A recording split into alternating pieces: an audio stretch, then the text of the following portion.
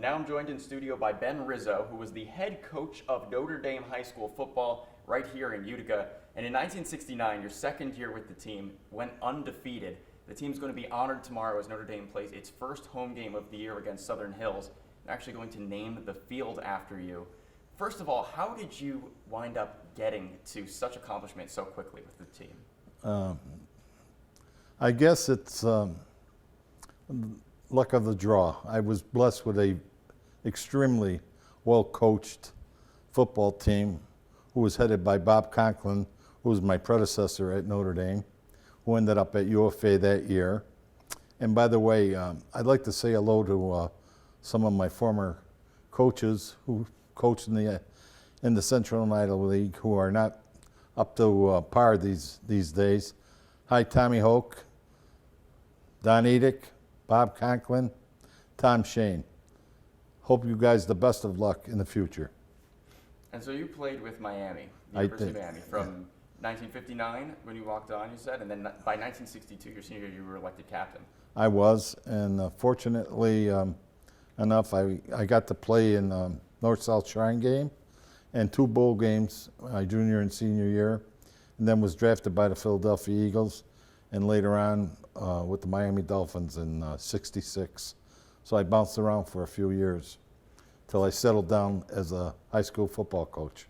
So going from 1962 being the senior captain of a college football team, and then in '68 you're already the head coach of a high school team in the area where you grew up, the town where you grew up. How did that all happen? Well, after I got cut and released by the professional teams, I was hired by the public school system, and they were changing high school coaches at that time. I was on the staff of Proctor High School at the time, and they saw fit to hire a new coach by the name of Mike Arbonati. UFA had the same idea in time, and they hired Bob Conklin, who was my predecessor. And I had a friend at Notre Dame by the name of Larry Tozzi, who was the athletic director, who asked me if I would be interested. He went to Brother Marr and Brother Alphonse, and I was fortunate to get hired as a 28-year-old, first time out of the box. What did it mean to you to be able to coach in your home city? Well, my first love was Proctor, and I was always hoping to bring an undefeated team to them. But Notre Dame is my love now. My children went there. I coached there for many years, and that's deep in my heart right now. And so you started in 1968, your first year, and then 1969, your second year coaching the team. You bring them to an undefeated season.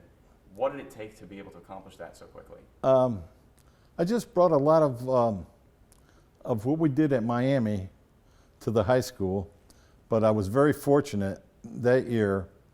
I sent 3 of our ball players to the University of Miami on full scholarships.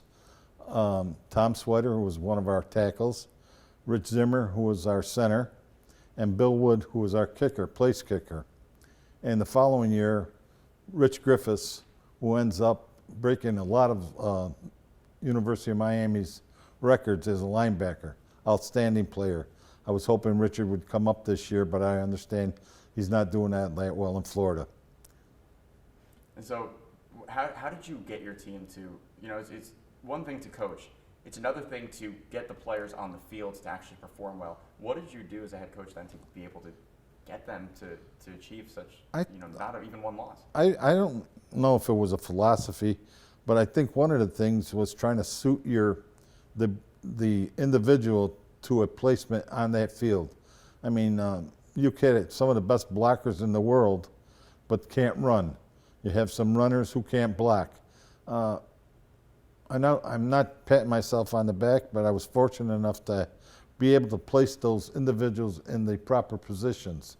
And I think that was part of the success of the high school at that time. Are there any particular memories that stand out from that year? Oh, God almighty. Yeah, I guess beating the last game of the season, well, there's two things. In October 31st, which happened to be Halloween, we were playing Rome, And unfortunately, we had a death of one of our students that afternoon. We almost didn't play the game, but his father was Judge Walsh. He came to me and because I was ready to cancel the game, and he said, Michael wouldn't want it this way. You go out there and do your best. And we did beat a great Rome team that night. That was one of the outstanding times of '69. And the last game of the season was Bishop Kearney, or Gibbons, excuse me, down in Schenectady, who had an All-American high school football players who anchored their middle or defensive line, and we ended up beating them. And Rich Zimmer did an outstanding job for us that night to break Cesny and Sardelli loose. Yes, two outstanding players. What kind of emotions do you remember feeling throughout that season specifically? Oh, God. I think one of the emotions is being able to see the faces of the players after accomplishing such a feat. It's not easy, you know. 8 games at the time, scoring as many points as we did. We averaged probably close to 30, 32 points a game and giving up less than 6. So that's probably the highlight of the year. And so now the field, the Notre Dame field that you coached on, is going to be named after you in tribute to your successes there and what you brought to Notre Dame High School. What kind of emotions are you feeling now? Not worthy of it. I'm very happy. Couldn't be prouder. I hope I can do something to generate some more interest in the high school. Catholic education isn't what it was back in '68 when we had 200 boys in each class. My first year we had 880 boys. I don't know the exact numbers this year, but they don't come anywhere close to it. So hopefully we could get them back on the map. They got an excellent coach who I haven't met, spoken to him, Gennaro Scampone. I wish him the best of luck, and if I can do anything to help him out, I would be more than helpful. What does it mean to you to be able to, that they want to give you this tribute, and to know that obviously you already knew the success of different teams or even shortcomings of them, but now, half a century later, that they want to name the field after you permanently? Well, I think it comes from a lot of the ball players. I mean, I get calls on my birthday from kids I haven't seen in years. Bobby Roth, one of my quarterbacks, along with my son who also played quarterback, are getting together. Just the look in their eyes. I met Tommy Sardelli for the first time in years last night. He looks wonderful. And for them to just come up and hug me like they did back 50 years ago, I can't believe. I was 28 at the time. They were 16, 17 years old. They're retired. I'm an old man, but the feeling is still there. Is there anything that you're looking forward to most specifically tomorrow about being back? Yeah, seeing all the boys, yes. And specifically my son being able to be here and enjoy this with me. Anyone in particular that you're looking forward to seeing? Not anybody in particular, just all of them. I love them all. So where do you think you're going to sit to watch the game? Is it going to be different not being on the sidelines? I'm going to sit. Hopefully they carry me up there because I'm getting old. I can't walk up there anymore. That's funny. Is there anyone that, football is a team sport, and in a lot of ways it's an ultimate team sport because of just how many players it takes to be able to put a game together. Is there anyone else, player-wise or coach-wise, mentor-wise, that stands out to you that helped you reach this point? Well, you're only as good as the people behind you. I had an outstanding coaching staff. Tony Katroup, who's one of my closest friends, was our backfield coach, coached the quarterbacks, backs. Steve Clark was a former Notre Dame High School player who went on to play at Holy Cross, came back and coached with us. Larry Tozy, as I said early on, was our defensive coach and director of athletics at the school. Jim Borbaby, who ended up a head coach there, was on my staff.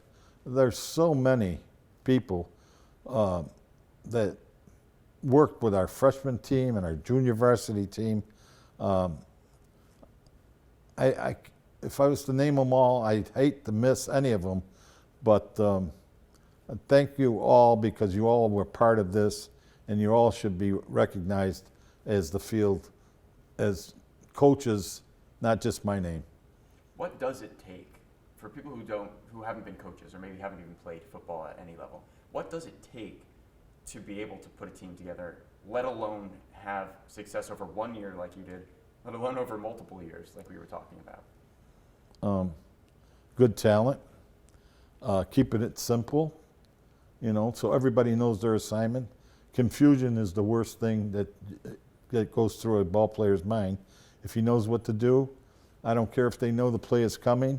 We're running here, but you know your assignment. It's who the better man is. Just keep it simple.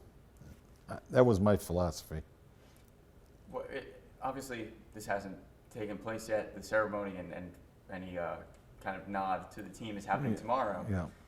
But knowing that this is going to happen, even though it hasn't yet, where does this rank among football moments or just moments of your life? Well, as I said in the beginning, I was very fortunate. Getting a scholarship stands out. Being elected the captain, being drafted, and now having a field named after you, probably right up there, first or second in my accomplishments. Is there anything else that we didn't talk about that you think is important to know or add about this moment tomorrow, or anything from throughout your career that you want to add? No, as I said before, I want to just thank everybody, whoever coached with me, played for me. I love them all, and I wish you all could come out tomorrow and cheer Notre Dame on one more time. So they say it was the summer of '69, the fall of '69.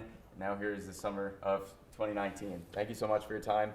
Ben Rizzo, former head coach of Notre Dame High School football. The field at Notre Dame will be named after him tomorrow evening in the home opener for 2019. Also former University of Miami player and team captain.